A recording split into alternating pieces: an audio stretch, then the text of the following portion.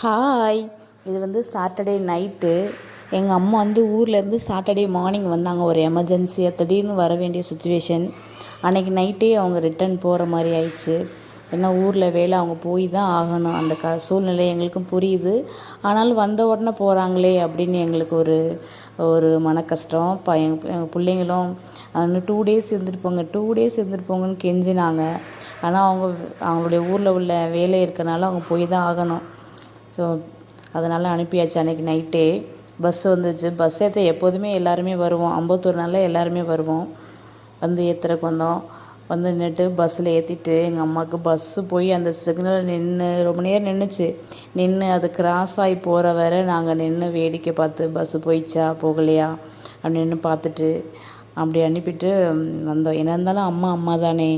ஊர்லேருந்து அம்மா வந்துட்டு உடனே போகிறாங்கன்னா ஒரு மன கஷ்டம் தானே. அதுதான் எல்லாருக்கும். தேங்க்யூ.